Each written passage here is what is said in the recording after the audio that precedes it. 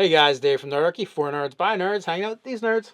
Nate the Nerdarch. Nerdarch is Ted. And today we have a Game Master tip for you, how not to be the worst GM.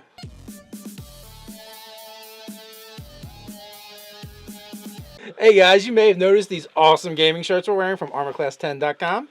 Don't dress like an NPC. Down in the description below, you can find a link to armorclass10.com where you can get your own awesome gaming shirt. So with that, we're going into a Game Master tips. Worst things that have been done in a game by a DM, pretty much. And today we're actually going to go into the worst things that we've done as a DM.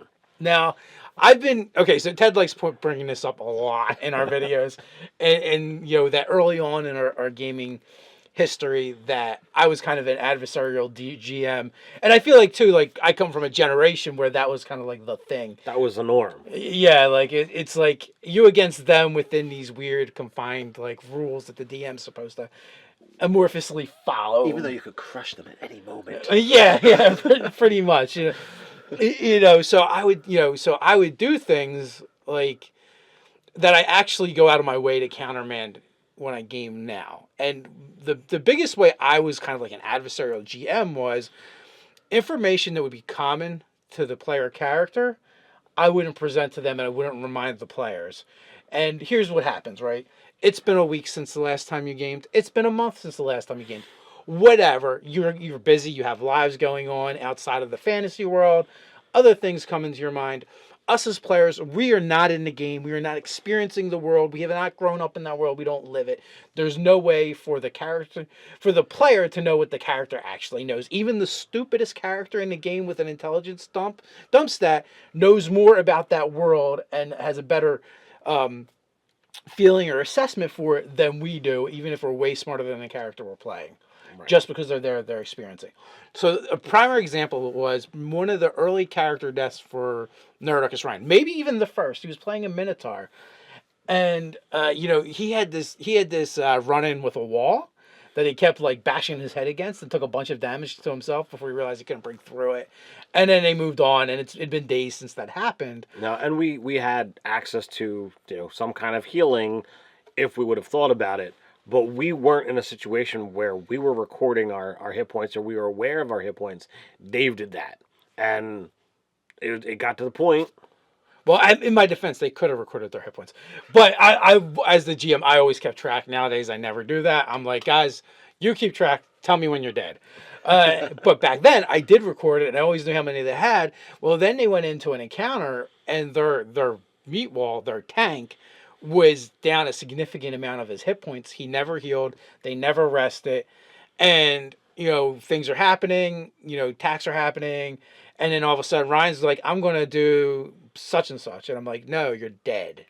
And it was very much in the vein of, dun, dun, dun. Like, at any point, I could have like, hey, you're down hit points. Or, hey, guys, you look at your Minotaur, and he's got huge knots on his head and bruises and stuff.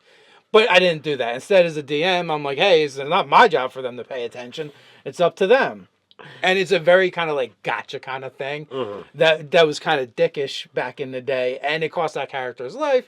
And now, I try and avoid those so much so that, like, in one of the more recent games that I'm running, the Scarlet Sisterhood, I kept bringing up the fact that they never explored the mansion.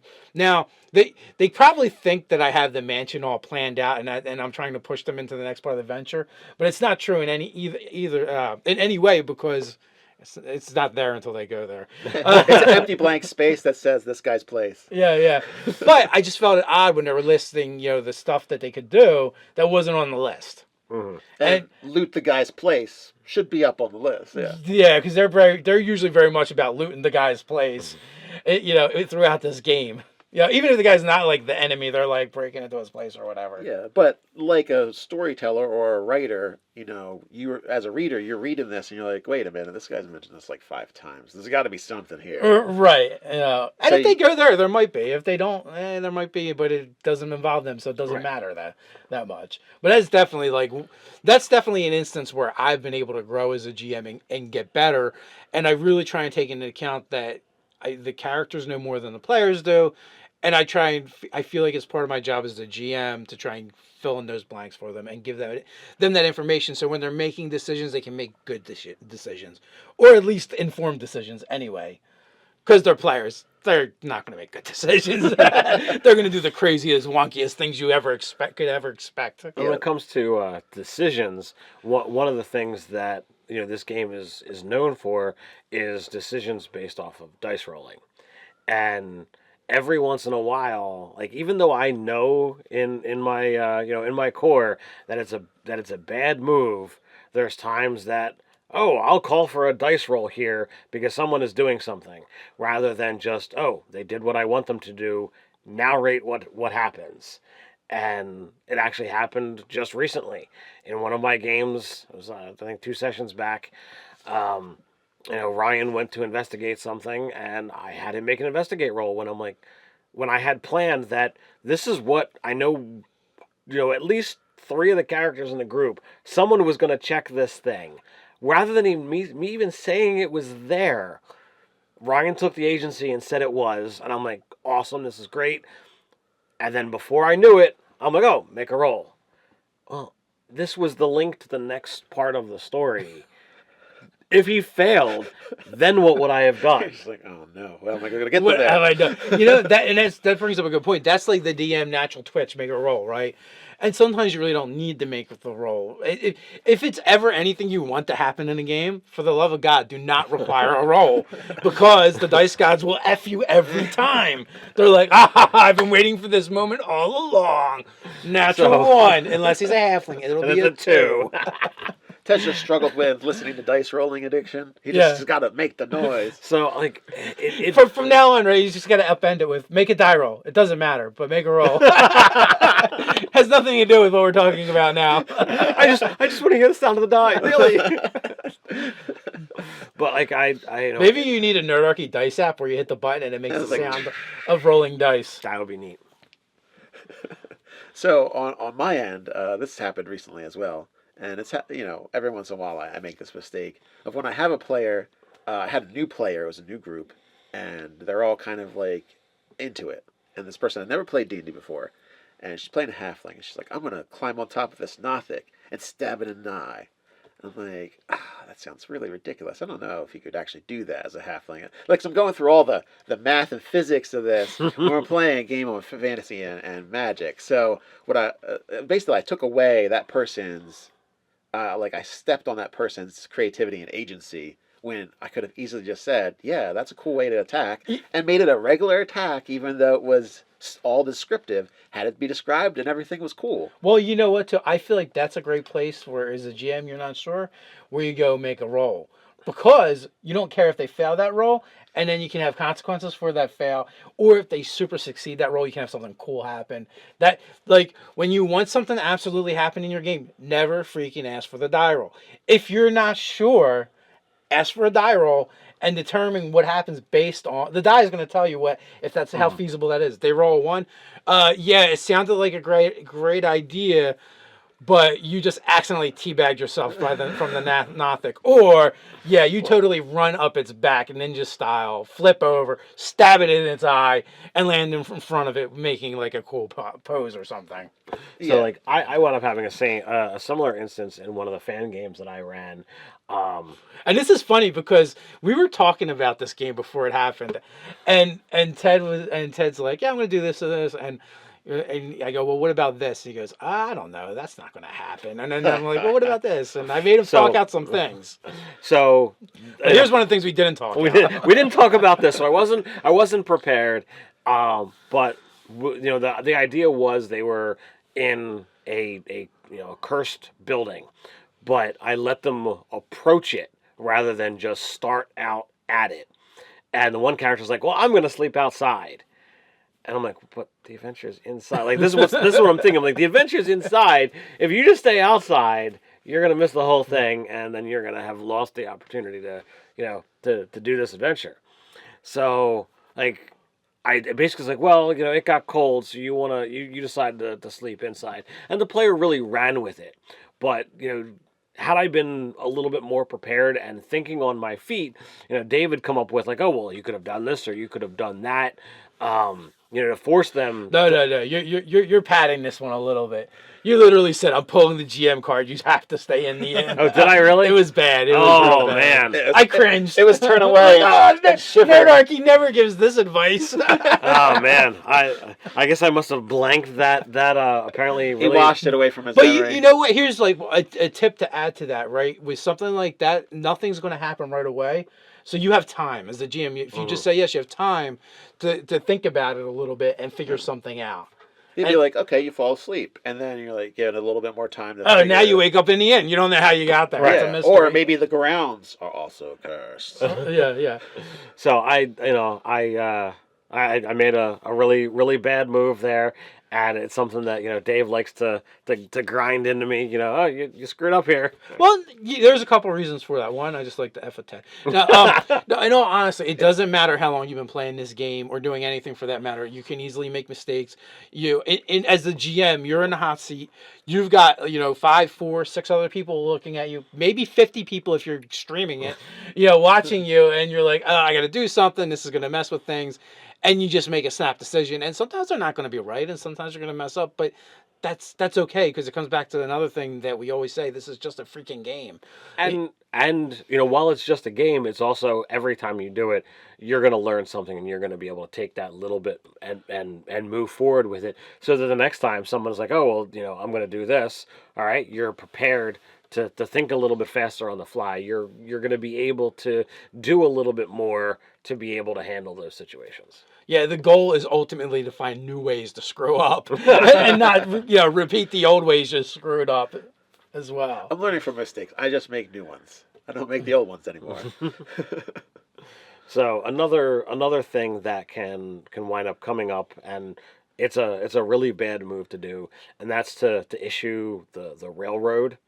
Now, in my early days of DMing, I presented, well, this is my story. I'm only going to run with every single character at the table. If you don't show up, or if somebody doesn't show up, I'm not running. And, I'm only going to present my story. There's no sidelines. There's no going off track.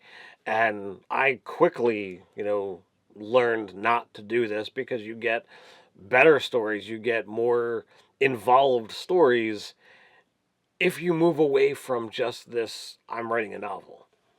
Yeah, I mean that I think we all kind of start out that way. There's certain like bad GM habits that happen that like I feel like everyone does, right? Mm-hmm. The in the beginning, and especially for like us older GMs, right? Mm-hmm.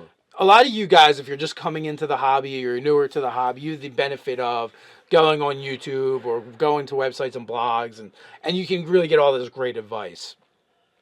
Or you can come to Nerdarchy and listen to what we have to say. But where we did it, we just kind of did it, and you figured it out as you go. And if you were lucky, you had a subscription to Dragon Magazine or Dungeon Magazine or something like that. But even then, back then, a lot of those guys ran the games the way we did too. So so the hobby really has evolved and come around. The things that I used to do, power gaming, early on was a huge thing. Monty Haul campaigns, it's like, oh, this item's so cool, I want to give it to my players. But you don't think about, like, well, once you do that about 10 times in their third level, they got a lot of stuff. It really changes the dynamic of the game. And, obviously the railroading and the idea of, matter of fact, the way the game was even run, it was almost designed like a railroad in the beginning. There was a dungeon. You started at the front door of the dungeon. You kicked in that door, and you proceeded to go until there were no more doors to kick in and monsters to kill and take their stuff. So there's people that would never get away from that style. The storytelling aspect of D&D really did come about more so later. Mm-hmm. Well, it's a very cozy atmosphere to say, well, I know exactly what's going to happen. They're going to go through this stuff. Maybe they'll skip a door. But aside from that, I know what's going on, so you don't have the anxiety of the unknown of what the players are going to do. With not knowing what the players are going to do, I end up, I have in previous games done the railroad. My version of the railroad is I just exclude all other information, and it's like the only party in town is this one thing that's going on. It's like, oh, I want to go to the blacksmith. Well, okay, you go to the blacksmith, then you do this, and that's it. Like kind of like tamp down all the other interactions, so that's like the shiniest thing. Oh, yeah, so you just gloss over the it. firefly in the night is this one thing that I want them to do. In that case, it's not so much that you're taking away their agency, but you're glossing over it and making it uninviting and uninteresting. Yeah, it's, In a way, yeah, which is good. I mean, taking some time to do some introspect on the way you game can help you improve and keep you from, keep you from making the worst GM mistakes over and over again and grow. I've always done this thing where I would call up one or two or all my players afterwards. Probably because I like to talk too much for one, and and two, I love talking about D&D, but three, I really want to get their feedback on the game and the session and how they felt about it. I've spent hours on the phone with these guys, talking about D&D, the Monday or Tuesday when I should be like doing work or something, years ago. And talk about the game we had that weekend or whatever. Absolutely, and I'm right there with it, and that's kind of why we're sitting here talking to you guys, because apparently we haven't gotten it out of our system yet. Yeah, so we just have to vomit on the internet. But I mean, I'm the same way. I will ask for feedback, whether it be that night, the following day, or a week down the road. You want to get feedback from your players. You want to make sure that the players are actually happy and enjoying the game, because if not, something's wrong. Right, and you can use it to grow as a GM. But the real question is, what are the worst GM mistakes you've made in your games? Come on, knock yourself out down in the comments below. While you're at it, like, share, and subscribe. You can patronize us in a good way over on Patreon. Don't forget to go to armorclass10.com and get an awesome gaming shirt like these, because you don't want to dress like an NPC. So until next time, Stay nerdy.